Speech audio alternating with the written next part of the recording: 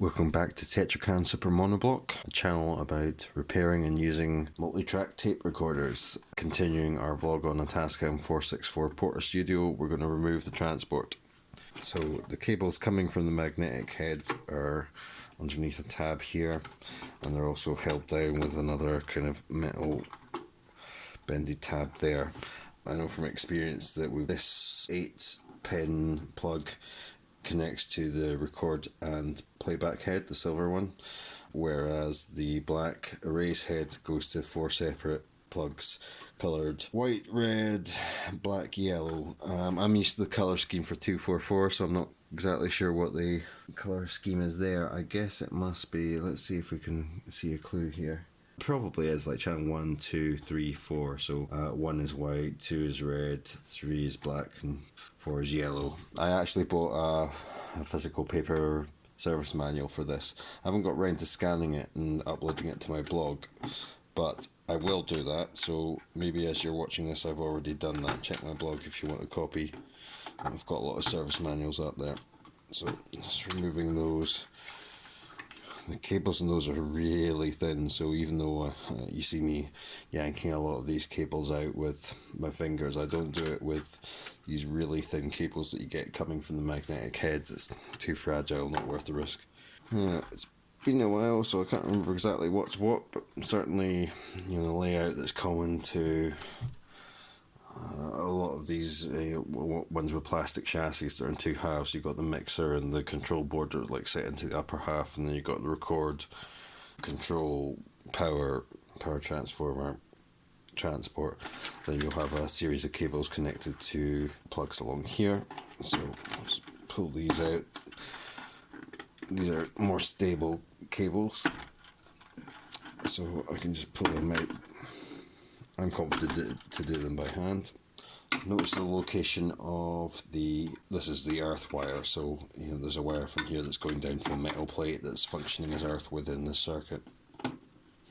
You don't want to forget to reattach that, or you'll get a buzz when you put the transport back in. And then we've got these screws here. They're pretty similar. If you saw the video I did on detaching the shuttle buttons on a 244, they've got this same sort of double lip thing, so there's a little bit of give there, and then this is held in place with the 2 screws that are attached through the cavity of the cassette recorder to allow for any kind of give or warp in the case. So, you know, I'm keeping all my screws organised. You don't need to buy a components box, but I do recommend you do the same thing, and then at that point that will lift out. Okay, so we guessed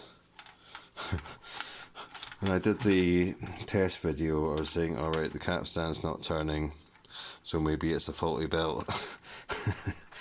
There's a, pardon my French, there's a fucking elastic band in there. Yeah, well, you know, I respect whoever had to go at this for having a go. So it's not really turning around at all.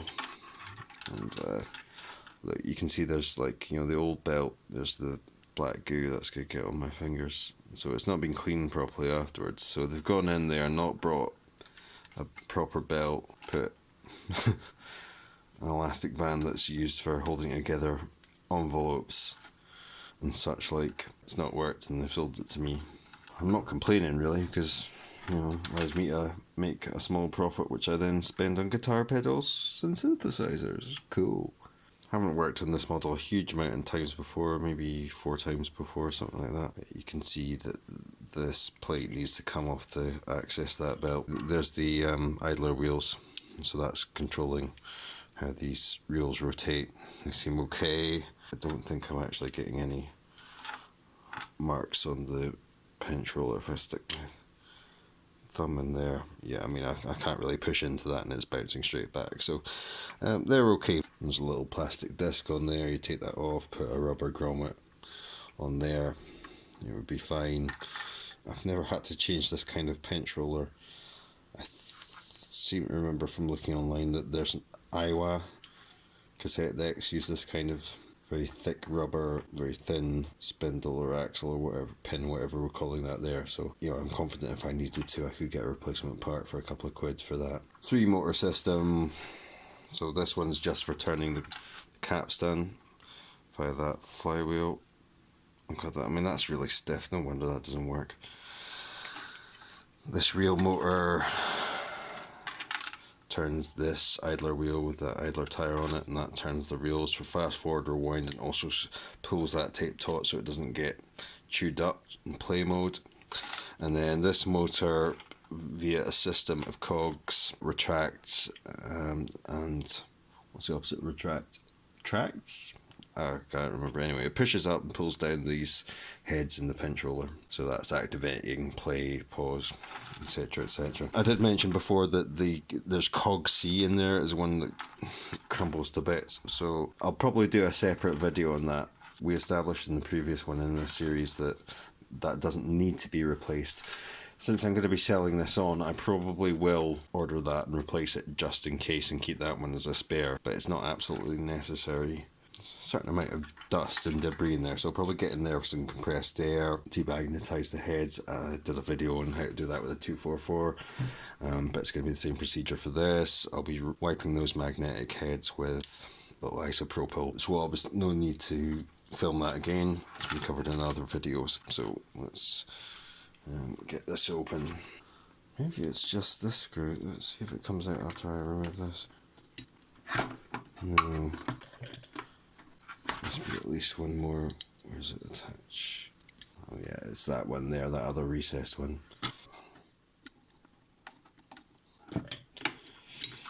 Yeah, so the whole thing comes away, including the capstan motor. Sometimes you can kind of get away with using a rubber band, you know, just as a hack to get something running before a proper belt arrived. You want it to really only stretch very slightly, or the tensions could be too much for the motor, but the circumference of that is, I mean, it's not even as big as the flywheel, so that's really too small.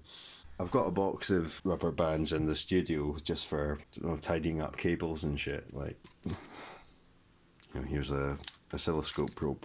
So I'll put that elastic band to good use, but not as a capstan belt. So use isopropyl swab to get the remains of the preceding capstan belt off there. I'm still at the moment using gbaudio.co.uk as my supplier for these, and their size 3.4 I've found the correct belt for the 464, the 488. Oh, you can see there's some more muck, old belt on there.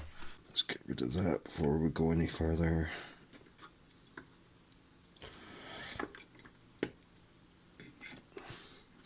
So I don't always do this the same way, but that seemed to work quite well. Just looping it around the capstan pulley first and then onto the flywheel. Just turning it until it ends up sort of half a centimetre above the lip of the flywheel on that side. Okay, we can see it's turning around 180 degrees there, so I'll use tweezers. I saw a video, Dr. Cassette is somebody I follow on YouTube. I mean, he's mainly doing, like, you know, consumer hi-fi cassette recorders, but I've learned quite a lot from watching him, and he's got dentist tools that he used to get in there and turn those over. But I'll screw that in just now.